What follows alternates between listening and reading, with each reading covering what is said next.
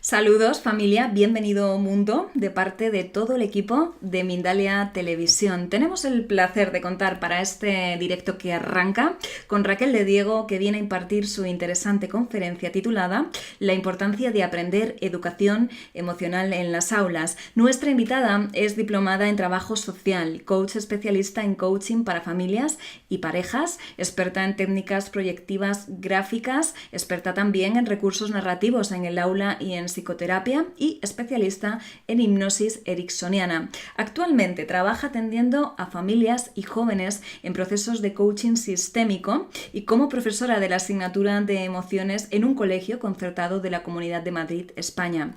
Imparte además formación sobre gestión de conflictos familiares, modelo sistémico en el aula y creación de cuentos y metáforas para acompañar las emociones de los niños. Asimismo, escribe artículos de familia, crianza y educación. Ahora rápidamente vamos a estar con ella y con esta interesante conferencia, pero antes queremos decirte desde Mindalia, queremos informarte de un nuevo programa en el que tú también puedes colaborar de una forma muy activa. El programa se llama, como sabes ya, Mindalia Solidaria, y cada semana invita a representantes de organizaciones solidarias de todo el mundo para que todos sepamos más de ellas. Tú puedes colaborar diciéndonos qué colectivos y organizaciones solidarias de tu país te gustaría que invitáramos a este programa de Mindalia Solidaria. Para ello, mándanos un email a solidaria@mindalia.com. Recuerda el email solidaria@mindalia.com y facilítanos cómo contactar con ellas, así tú también puedes ser solidario con Mindalia Solidaria.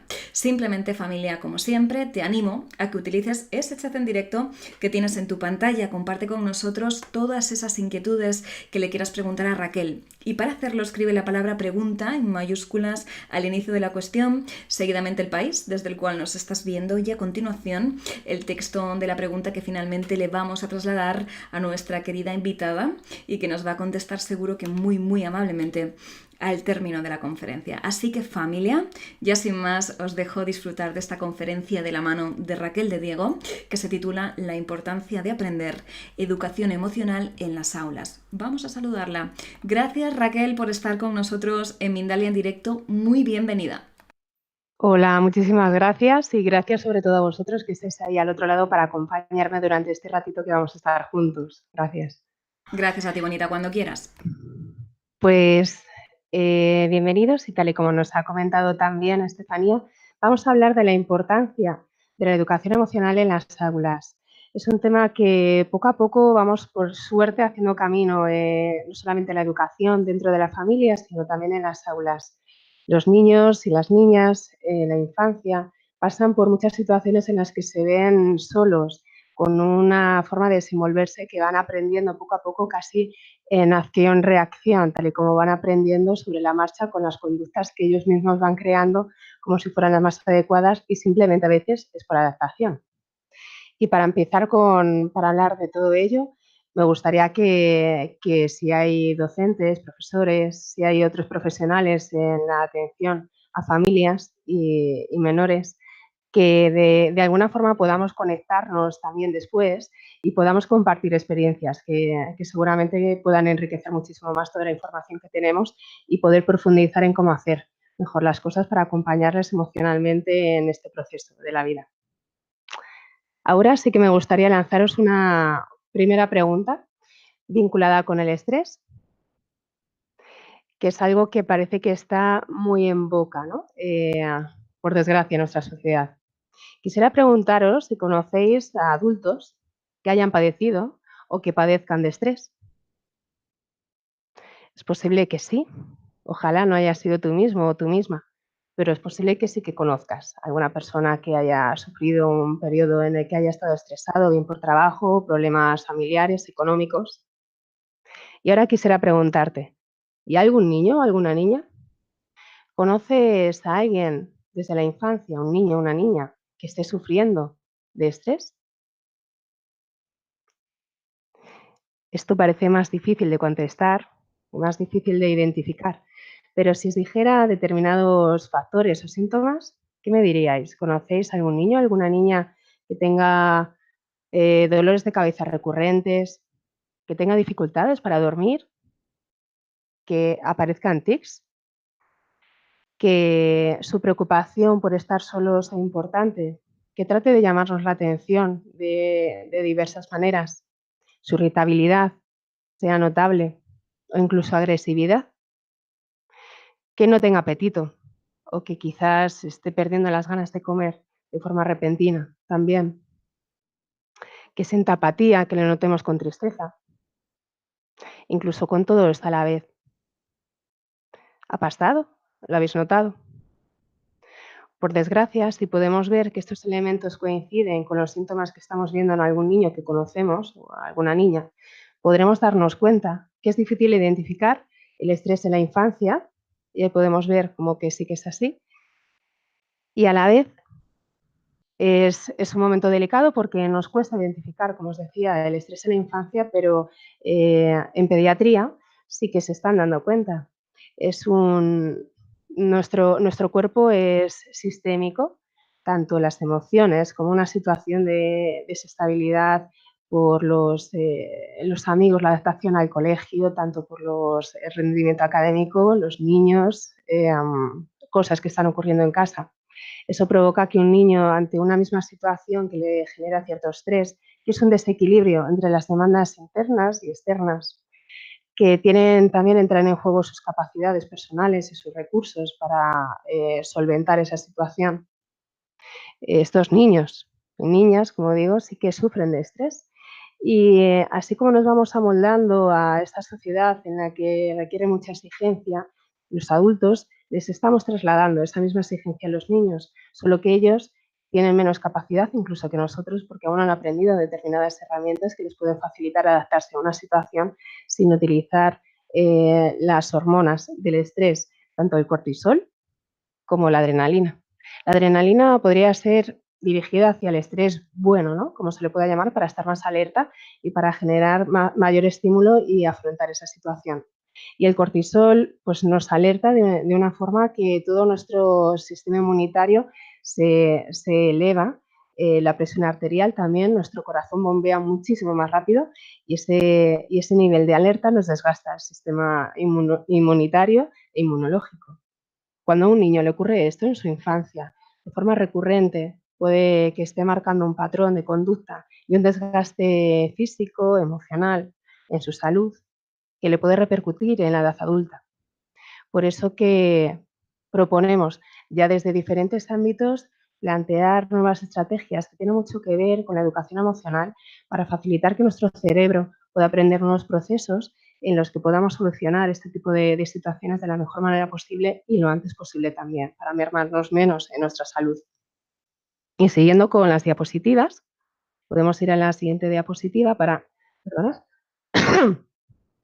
Para encontrar cómo nuestro cerebro en una situación de estrés, como podemos ver aquí, hay diferentes factores. No solamente tendremos en cuenta la situación que nos produce este estrés, también tiene mucho que ver diferentes elementos personales, nuestros pensamientos, las experiencias y aprendizajes adquiridos hasta el momento y saber cómo los manejamos para según qué situación. Tanto los niños como los adultos, como os comentaba antes, se activa de igual forma estas hormonas del estrés, el cortisol y la adrenalina. Por lo tanto, en niños y en adultos ocurre exactamente igual ante estas alertas. No solamente el estrés es una cosa de adultos. Y en este caso, los niños que precisamente tienen menos recursos que los adultos son quienes pueden sufrir de una manera más frágil una situación de estrés no bien entendida o no bien recogida su demanda por un adulto que pueda ayudarle, pueda estar manteniéndolo durante mucho tiempo. Niños que les cuesta dormir, que pierden el apetito, niños que les cuesta relacionarse con otros niños, que les cuesta afrontar situaciones nuevas.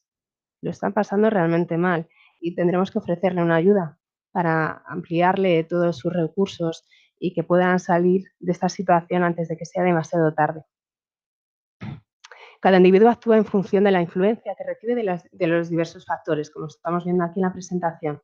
Las características biológicas y de su desarrollo cognitivo son uno de los elementos, ya que no todos nacemos con las mismas cualidades. Al nacer, de hecho, pues podemos ser diferentes, por eso que dos hermanos, incluso gemelos, se enfrenten de forma diferente a una misma situación. El proceso cognitivo de cada uno de nosotros, cada cual pensamos diferente por temperamento también. No hay dos personas iguales. Las experiencias pasadas nos hacen aprender por cómo registramos esa experiencia, especialmente por el impacto emocional que nos produjo. También tiene mucho que ver el contexto familiar y social en el que cada cual se mueve, porque de hecho el aprendizaje que recibimos de nuestro contexto familiar, que es el primer grupo de socialización, nos va a hacer entender la situación de una manera u otra, porque somos totalmente permeables a la influencia de nuestra familia, de nuestros padres, de nuestras figuras de referencia.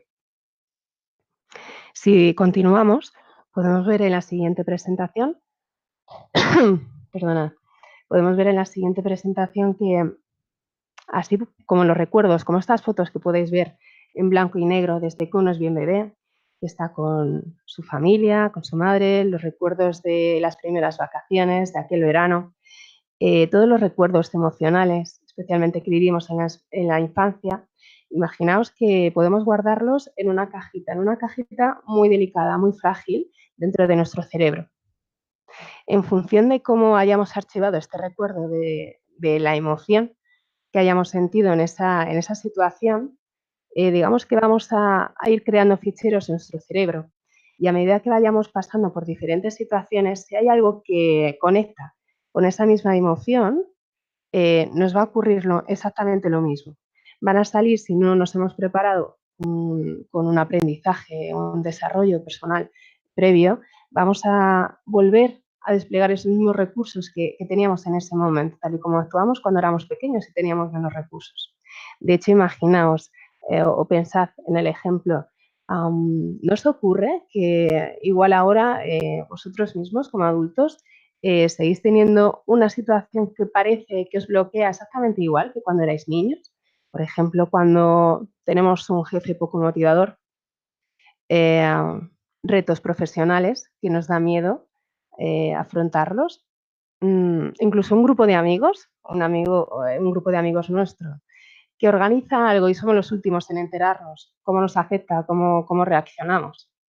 Eso tiene mucho que ver con precisamente estos anclajes emocionales que tienen total relación con los recuerdos emocionales, con las experiencias tal y como lo vivimos. Están archivados en esas cajitas según su vivencia, según nuestras emociones y el impacto que nos generaron. Por eso que, aunque hayan pasado las mismas situaciones a diferentes personas, no todos ponemos la atención exactamente igual, ni en las mismas cosas ni de la misma manera. Y cada cual tiene sus propios recursos, bien por sus experiencias y aprendizajes, bien por su propio temperamento o personalidad. Todo se va, por suerte, modificando, o bien por su parte biológica. La manera en que nosotros estamos guardando nuestros recuerdos emocionales nos facilita mucho poder conocer un poco más a esta persona, porque tiene mucho que ver con lo que vemos aquí en la diapositiva, en la manera de representar nuestra realidad, por tal y como estábamos prestando atención a ese suceso, dónde pusimos la atención y de qué manera le dimos la importancia que le dimos en ese momento. Cómo hemos desarrollado nuestro autoconcepto y autoestima, porque eso nos devuelve una imagen de cómo somos y si nos gusta cómo estamos desarrollándonos y relacionándonos con el entorno. Y cómo será nuestra conducta ante ciertos resortes emocionales. Esto es lo que os acabo de comentar, ¿no? Poniendo este ejemplo de una situación en el momento actual, en mi yo adulto, cómo es que hay otros aspectos de mi vida en los que parece que me resuelvo de mejor manera, de una manera más segura, y sin embargo esto siempre me vuelve a ocurrir, ¿no? En una forma que parece que se va perpetuando en el tiempo y no soy capaz de solucionarlo. Eso es lo que tiene que ver con estos resortes emocionales que están guardados en esta cajita y que aún no he sido capaz, porque posiblemente me haga daño, de resolver. Eso es lo que quisiéramos evitar con los niños y niñas, que podemos ayudar a educar emocional, la manera mejor posible, ¿no? En la gestión emocional para poder resolver estos conflictos que en la edad adulta se pueden convertir en depresión o inseguridades de generar un estrés aún más agudo. Vamos a continuar viendo la siguiente diapositiva. Y es que teniendo en cuenta que nuestra influencia viene principalmente de nuestro grupo de socialización, el primer grupo de referencia y de apego, que así debería ser con la familia. Nosotros empezamos a conocernos a partir del año y medio, 2 años, desde el quién soy yo, que ese sería el autoconcepto. Y la autoestima vendrá después con la respuesta a la pregunta de ¿me gusto tal y como soy? No venimos con un libro abierto, como aparece ahí. Nosotros lo vamos escribiendo cada día, pero ya desde antes de nacer. Nosotros genéticamente y por temperamento ya vamos creando una forma de resolver, una forma de reaccionar ante determinadas situaciones. Ahora, eso sí, las cualidades y los recursos personales tienen mucho que ver con las expectativas que nosotros hemos permitido que otras personas pongan sobre nosotros, como nuestros padres, cuando quieren que de pequeños ya nos proyectemos en ser esto que a ellos les gustaría que fuésemos de mayores, los profesores, para bien o para mal. Así no saldrás adelante, ¿no? Tal y como te veo, no vas a ser, serás churrero, cosas que nos decían de pequeño, que de hecho no tienen nada de malo, solamente que lo dicen de una forma despectiva y nos crea y nos genera una expectativa. O este ser un arquitecto, ¿no? También para un lado o para otro, según la expectativa, de hecho, y la creencia de la otra persona, pero que nos lo está metiendo y es como un goteo constante que finalmente sí que nos va influyendo. Por eso que con el tiempo que los niños pasan en la escuela, son muchas horas al día durante muchos días, ese libro que está en blanco en las siguientes páginas para que se siga escribiendo la historia de cada uno de estos niños, al menos podamos ser conscientes de que son ellos mismos los protagonistas de ese libro, de esas líneas que se van a ir escribiendo. ¿Cómo podemos hacer? Pues ha ido descubriendo cada vez con más estudios que los niños, desde edades tempranas y a medida que van avanzando en su edad, ya llegando a secundaria, van perdiendo calidad de bienestar.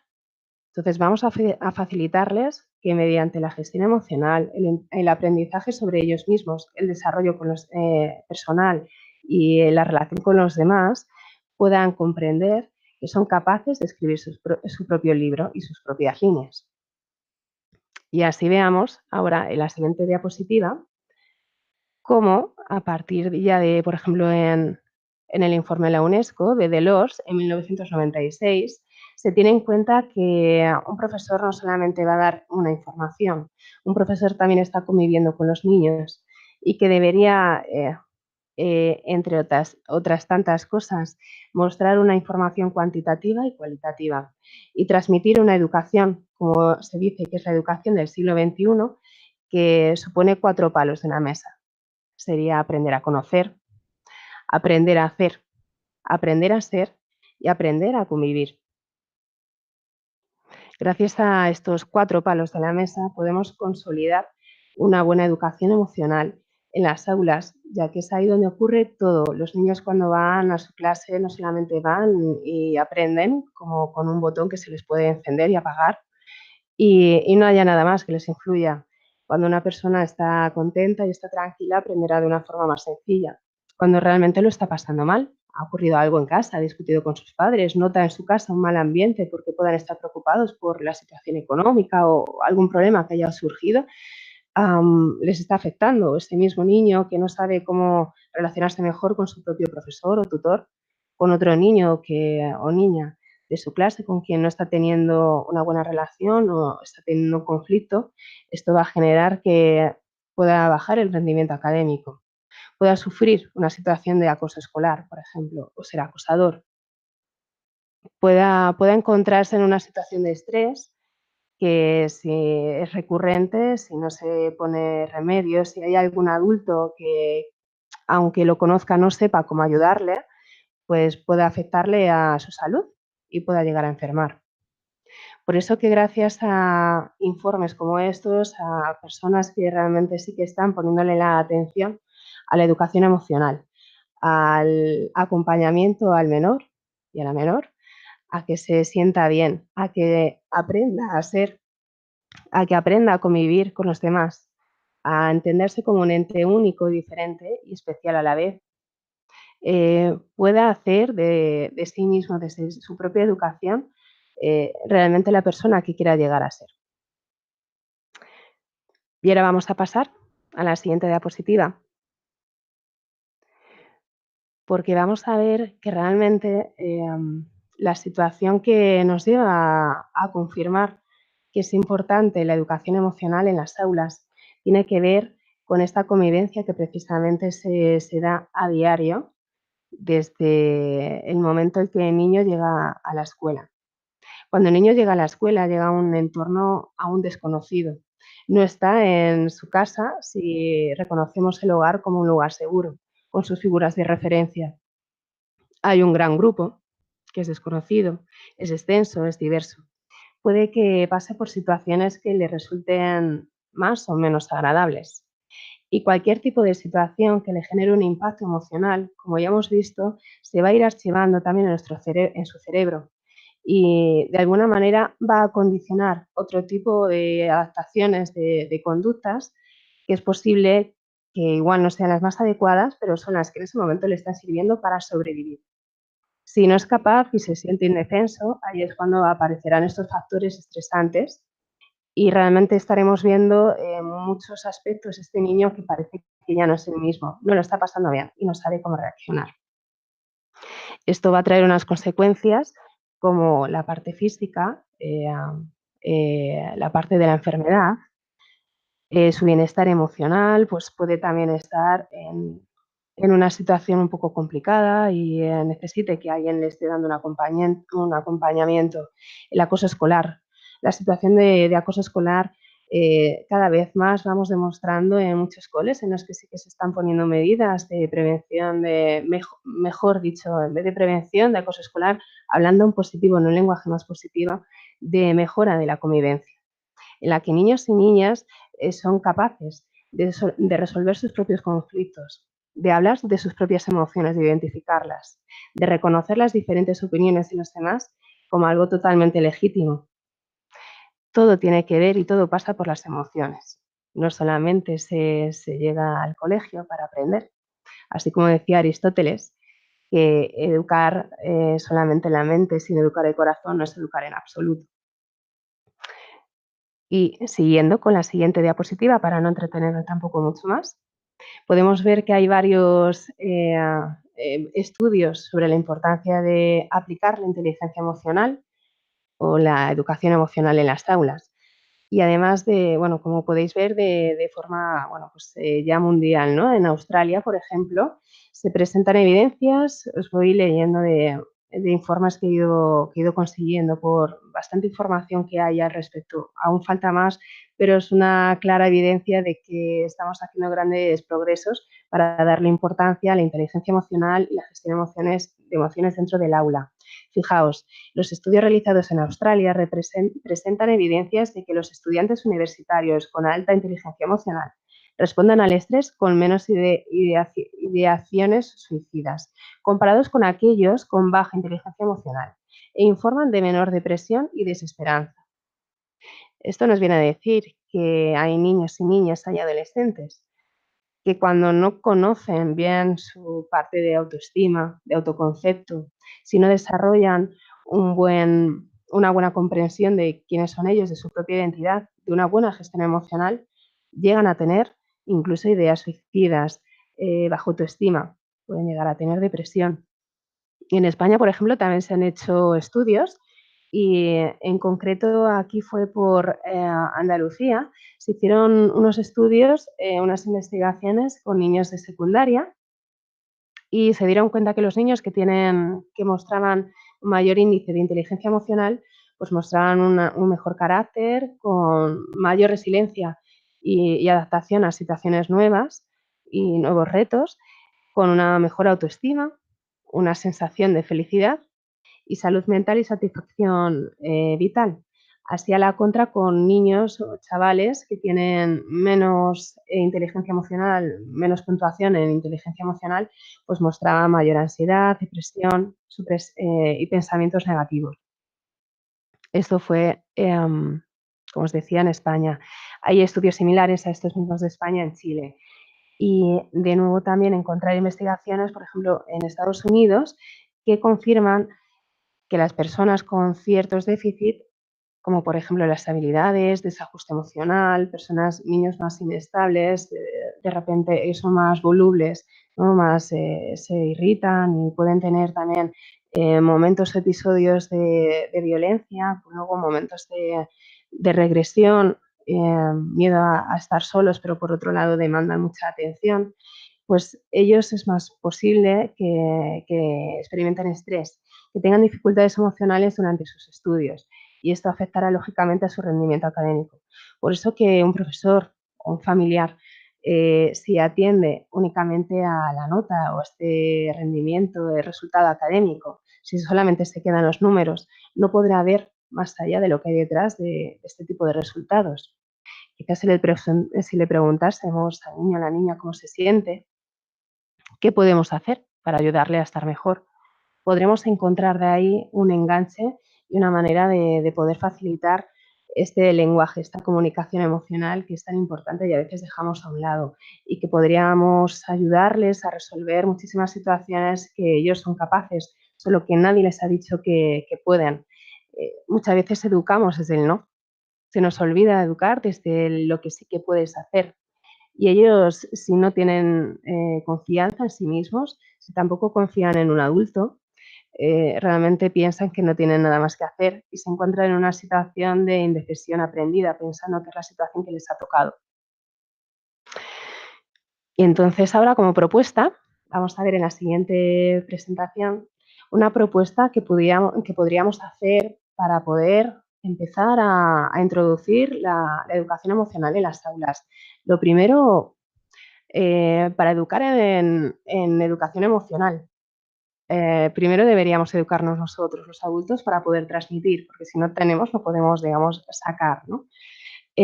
Para esto es necesario que hagamos un buen trabajo personal, saber identificar también nuestras propias emociones, las sensaciones donde las sentimos, tener en cuenta que no solamente es nuestra mente lo que tenemos que procesar y que trabajar, no es cuestión de hacer mucha formación, sino que también es cuestión de experimentar que todo está unido, que nuestra enfermedad muchas veces es la reacción a estos procesos internos en los que se entremezcla la parte emocional con el pensamiento y que muchas veces no sabemos cómo darle salida. Y estos bloqueos pues, nos producen también este malestar, que a veces tenemos problemas de estómago, vamos al fisio siempre con esa misma contractura, no terminamos de resolver. Si esto nos pasa a los adultos, ¿qué no les pasará a los niños, a los adolescentes? Por eso que se propone una educación real en aulas. Es donde más tiempo pasan los niños, es donde más se relacionan con otros niños y con la diversidad.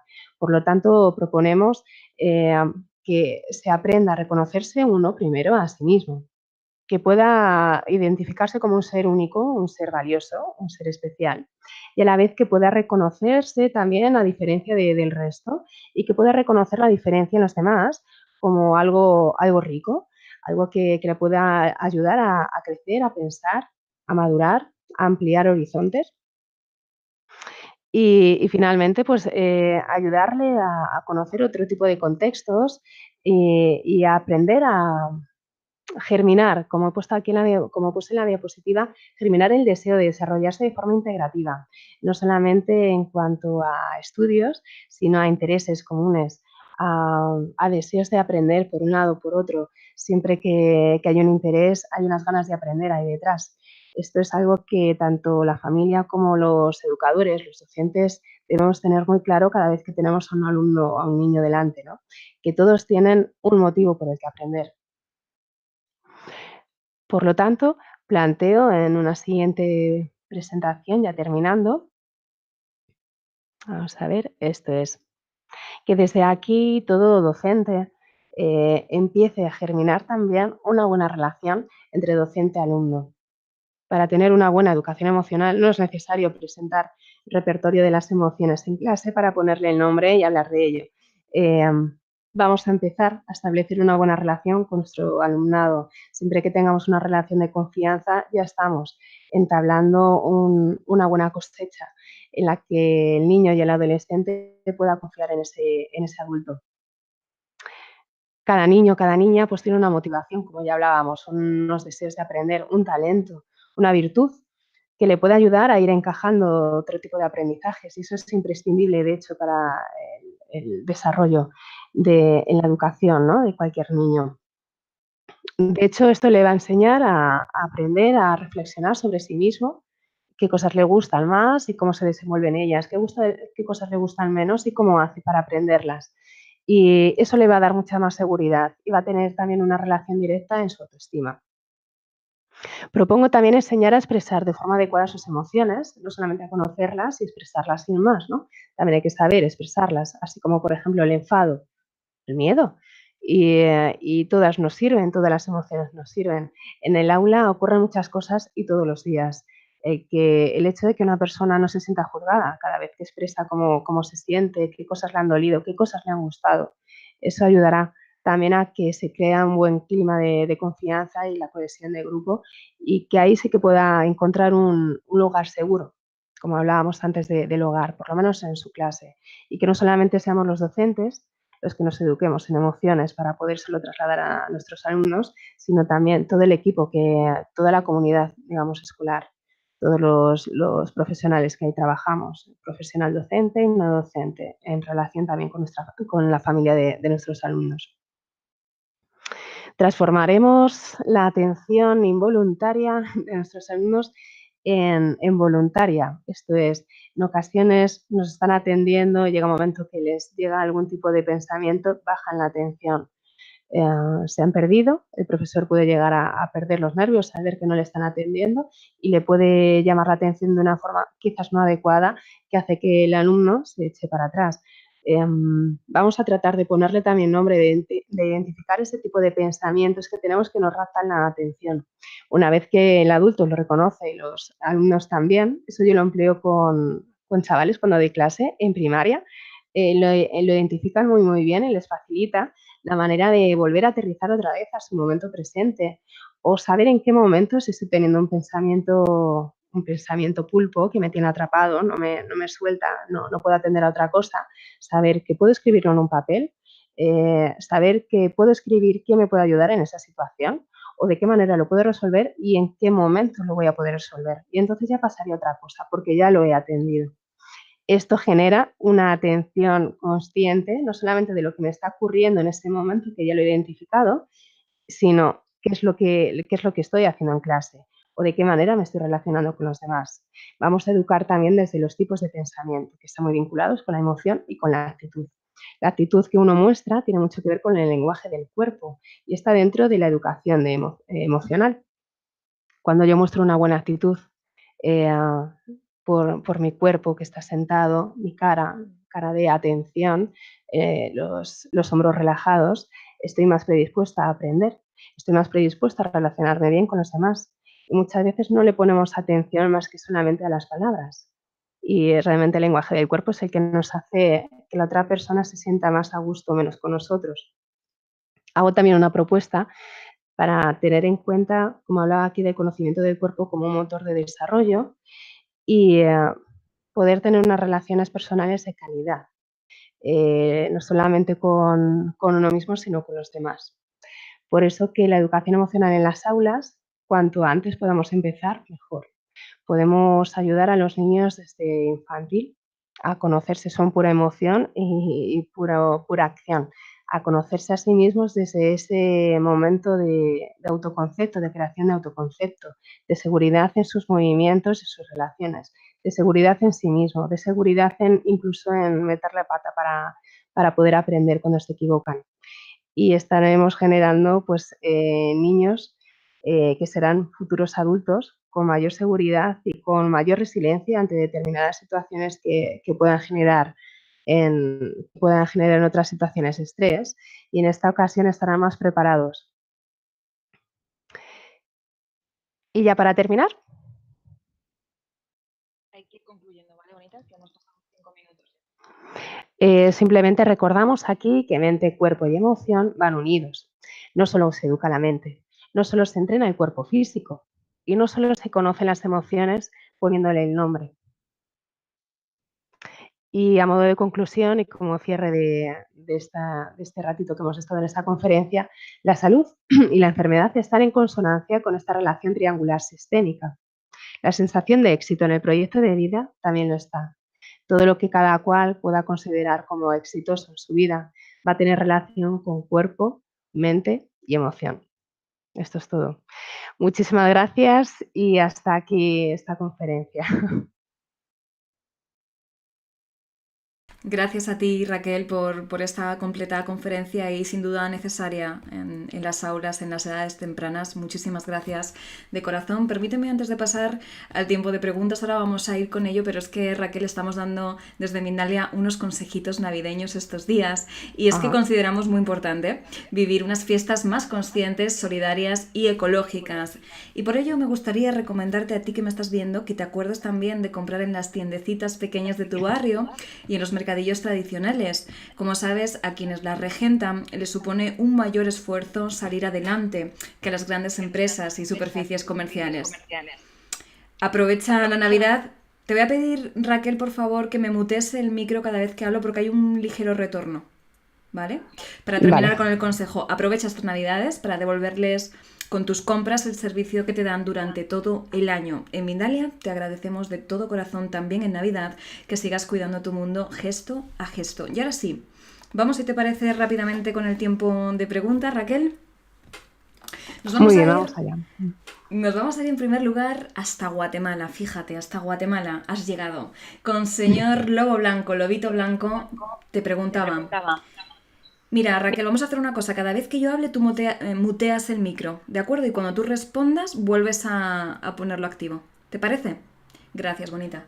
La pregunta del señor Lobo Blanco es la siguiente. ¿Cuál sería tu opinión sobre los docentes que tienen miedo a sentir su parte más emocional por sentirse vulnerables, al hacerlo, por miedo a perder el control del aula?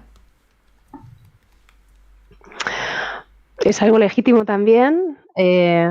Bueno, saludos desde España, desde Madrid. Y decirte que es algo natural cuando lo que estamos hablando, que aún hay muchos adultos que no nos hemos trabajado personalmente, nos hemos dedicado a estudiar, a prepararnos, a profesionalmente tener un currículum bastante brillante, saber cómo llegar a ciertos conceptos para incluso llegarlos a transmitir, pero en la relación lo que nos falta es tener en cuenta que nos estamos relacionando, estamos interaccionando y conviviendo con chavales. Lógicamente también hay una parte que dar. Y yo creo que cuando llegamos a nuestros alumnos es cuando nos ven como humanos, nos ven que de vez en cuando también podemos compartir con ellos y desde la seguridad que mientras estás compartiendo sabes que no lo van a utilizar para algo negativo hacia ti, sino todo lo contrario. Cuando tú tienes la seguridad que esto que tú estás compartiendo es para crear un mayor lazo, para crear puentes de realmente de mayor complicidad y al menos una buena relación, ¿no? O sea, que en este caso yo creo que deberíamos relajarnos más en ese sentido, que el tener el control de la clase, digamos, y del grupo no tiene tanto que ver con que nos vean como más robots, sino todo lo contrario, con que nos puedan ver relajados, que puedan confiar en que somos capaces de poner el límite, pero el límite de forma amable, de forma empática, y que de alguna manera somos buenos líderes en ese sentido, ¿no? Porque pueden confiar también en nosotros. Raquel, ¿inteligencia emocional desde el ejemplo o debería haber también una asignatura específica para aprender inteligencia emocional? Yo abogo por la asignatura. De hecho, yo estoy desde este año, desde septiembre, estoy trabajando en un colegio como docente, como profesora de la asignatura de emociones. Considero que debe ser una asignatura, así como lo imparto junto con el tutor o la tutora, porque así como creamos un espacio en el que no solamente estamos hablando de las emociones poniéndole el nombre, como os decía antes, sino que también estamos haciendo actividades y ejercicios en los que trabajamos la mente, trabajamos el cuerpo, trabajamos con esa energía que nos genera la emoción en relación a una situación y qué tipo de pensamiento nos viene y demás. Eso se aprende en estos espacios y no se pierde. Si no se pierde, por muy buena relación que tenga con los tutores, con otros profesores, hay una asignatura por medio que dar. Y los tutores, los profesores, al menos puedan percibir también de qué otra manera pueden relacionarse con sus alumnos, independientemente de la asignatura que den. Por lo tanto, yo, lógicamente, pues además ya poniéndolo en práctica, te lo puedo decir de una manera más, casi más comprometida, ¿no? Que yo confío en la asignatura de emociones y que de hecho pueda ser también, porque los chavales se lo harán llegar a las familias, porque hablan de lo que pasa en sus casas. Y por otro lado, los tutores lo estás compartiendo con ellos y ellos aprenderán también nuevas herramientas posiblemente para luego cómo relacionarse con sus alumnos. Mira, voy a enlazarlo con una pregunta que hace Isabel ahora mismo desde el chat que dice, ¿y cómo lo hace Raquel? Ella es profesora. ¿Cómo lo hago? Me estáis preguntando. ¿Cómo hago impartir la asignatura? Pues Eh, supongo, a ver si lo puede especificar un poquito más. bueno, no sé si puedes especificar un poco más o me lanzo un poco diciéndote qué es lo que hago yo. Yo creo que te lanzas Porque y seguramente que ha habido ahí, aunque sea de manera inconsciente o intuitiva, ha habido una comprensión de la pregunta, seguro que sí.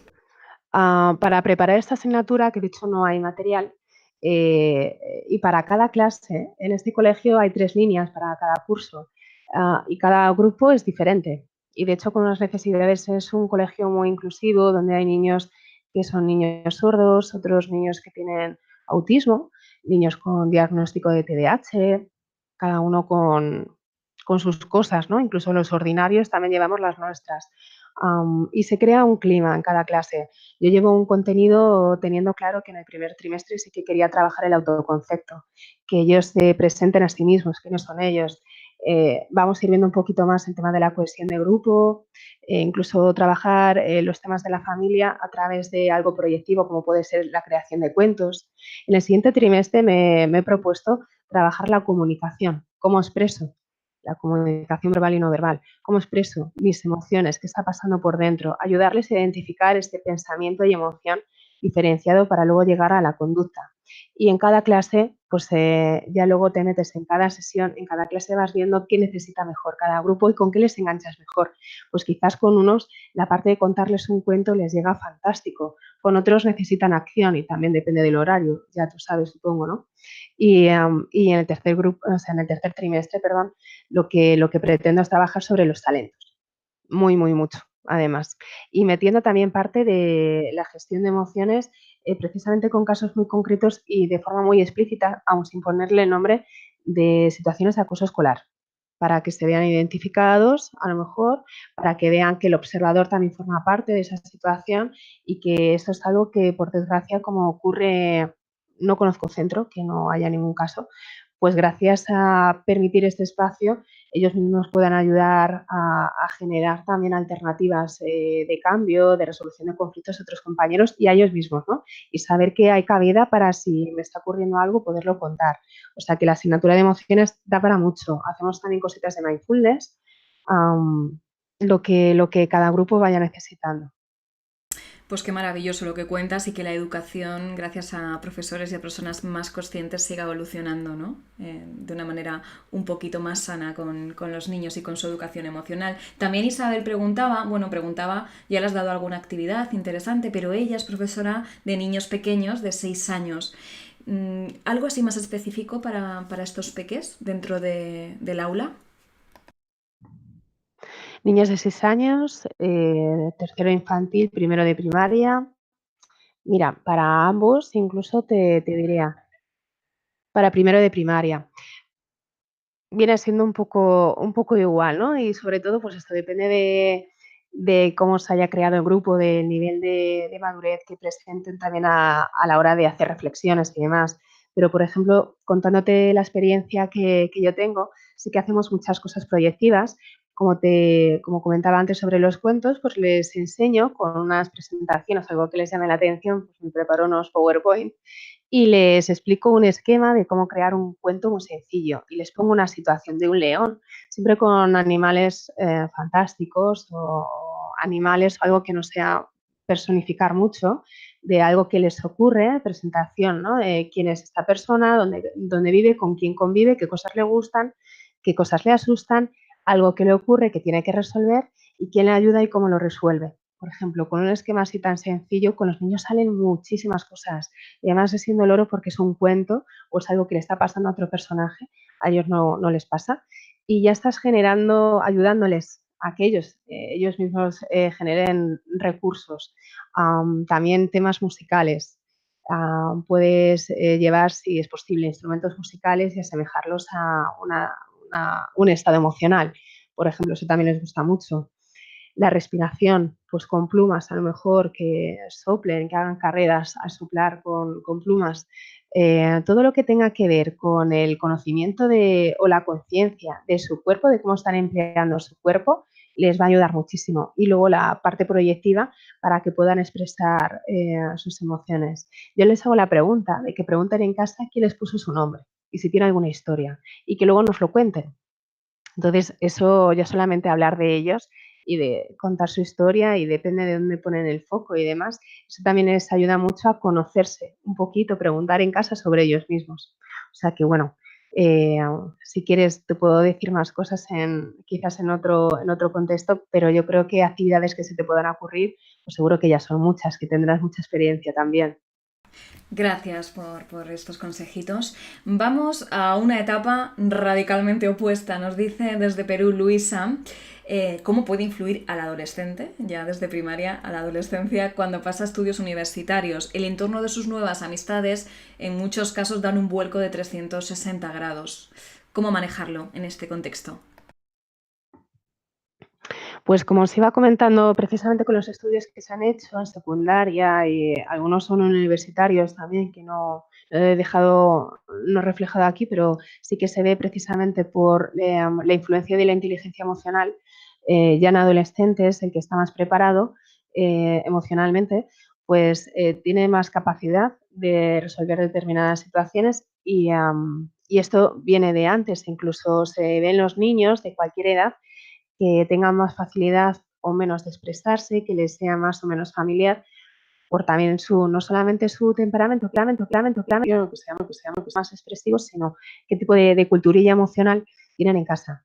Entonces los adolescentes yo creo que se pueden encontrar incluso con trabas cuando han estado en un entorno en el que ya es conocido y saben cómo desenvolverse y llegan a un contexto nuevo en el que a lo mejor tienen que sacar otro tipo de... Todos tenemos muchos roles internos y a lo mejor ese que no habían utilizado porque hasta ahora no les había servido, pues van a tener que sacar, ¿no? Porque es el momento en el que necesitan estar como a la defensiva o aparentar una imagen para poder formar parte de otro grupo. Entonces, esta yo creo que es de nuevo conectar con él, siempre conectar con ellos y llegar a la esencia de quién es, de verdad, hablarle sin juicios, hacerle preguntas y escuchar atentamente de qué nos dice, cómo nos lo dice y prestarle esa atención personal. Yo creo que un chaval cuando se siente atendido de esa manera más personal, más especial, sí que vuelve de nuevo a respirar y a encontrarse consigo mismo. O sea que yo creo que yo confío en una relación personal siempre con los chavales porque hacen muchas veces lo posible por relacionarse lo mejor posible. Y hay veces que eligen los roles, igual no los más adecuados, pero sí los más adaptativos. Eso es lo que se me ocurre decirte. Pues vamos a continuar. Voy a crear una pregunta de dos amigos de Mindalia. Mari Mir desde Argentina decía, ¿tienen que vivir en dos mundos estos niños de hoy con personas, por un lado, que manejan esta información y con otras que ni se enteraron? Y dice, qué difícil, ¿no? Y aquí va la segunda parte que la va a crear Néstor Jesús Fernández desde México, que dice, ¿cómo integras la inteligencia emocional desde los padres? Es decir, imaginemos que por un lado se está aplicando esta inteligencia emocional en el colegio, pero en su casa no. Así podemos contestar a las dos preguntas.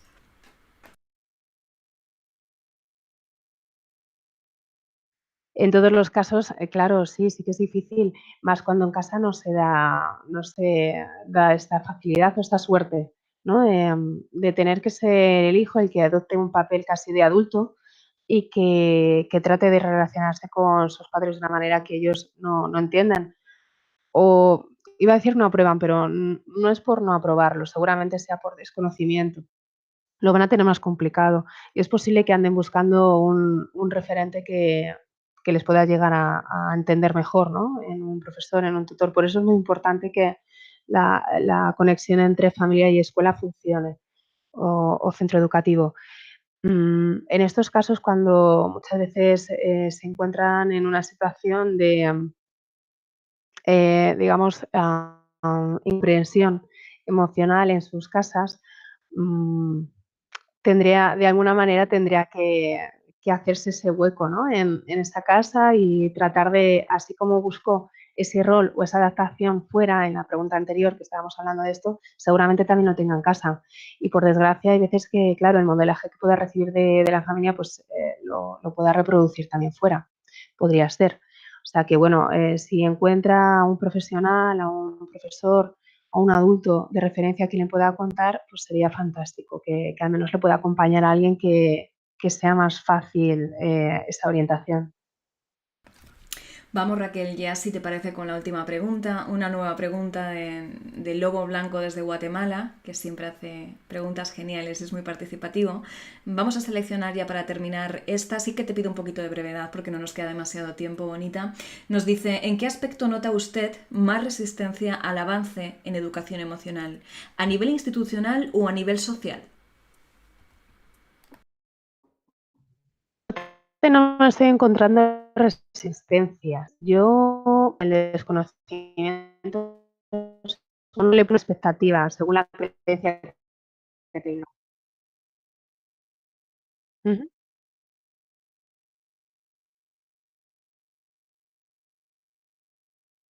Pues en este caso no le encuentro resistencias, por suerte, sino la parte más burocrática o administrativa. Ah, sí, ¿cómo puedo hacer? Justo la última pregunta, además. ¿Qué tal ahora? Ahora puede que se me escuche mejor. Ujú. Hablaba no de resistencia, sino de posiblemente de desconcierto, por desconocimiento. La parte institucional sí que puede poner más trabas por el hecho de que es más burocrático todo y siempre va más lento, pero todos quieren recibirlo con una buena acogida y a pesar de este desconocimiento, no saber muy bien por dónde va, al menos hay apertura. O sea que yo entiendo que la parte institucional le faltaría un poquito más de agilidad, pero estoy convencida que en unos años va a ser como una asignatura de lo más normal y ojalá así sea. Pues que así sea. Lo dejamos aquí. La conferencia, el tiempo de preguntas, este directo ha finalizado. Ha sido un auténtico placer tenerte con nosotros. Da gusto escucharte explicar este tema y seguramente otros que puedes traernos en otra ocasión. Así que muchísimas gracias por tu compañía y por tu conocimiento, Raquel. Muy necesario este tema. Permíteme antes de terminar recordar a nuestra familia de Mindalia que si quieres ayudar al mundo, a través de Mindalia voy a pedirte pequeños gestos que van a suponer un gran bien para muchas personas. Dale un me gusta a este vídeo, déjanos justo debajo del mismo un comentario de vibración positiva. Debes saber que haciéndolo colaboras con Mindalia, claro que sí, y también con la humanidad porque vas a conseguir que estos vídeos lleguen a muchas más personas en todo el mundo, Raquel, de distintos lugares del mundo como los que hoy te han abrazado y han estado aquí contigo. Guatemala, España, Argentina, México, Chile y Perú, entre otros lugares. Y ahora unos segunditos para ti, para que puedas despedirte de nosotros.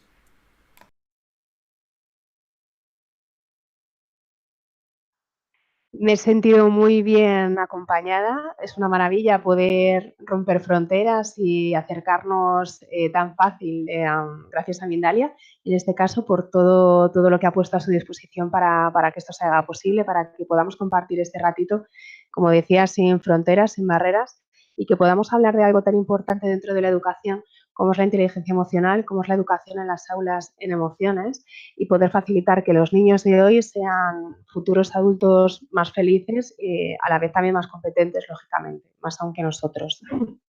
Muchísimas gracias a todos por acompañar. Pues lo has conseguido hoy, has creado esta magia y has llevado todo tu conocimiento y toda esta potencialidad que tenemos que empezar a inocular en las aulas a todo el mundo. Así que gracias por ello. Gracias también familia a vosotros por vuestra dedicación, siempre ahí al otro lado, constante con nosotros, con tanto cariño. Es un auténtico lujo teneros como familia. Ya para terminar y para despedirme, simplemente deciros que si no lo estáis y os suscribís al canal de Mindalia Televisión en YouTube, vais a conseguir que estos vídeos lleguen a todo el mundo. Así que, familia, por mi parte, hasta la próxima conexión de Mindalia en directo. Seguimos. Adiós.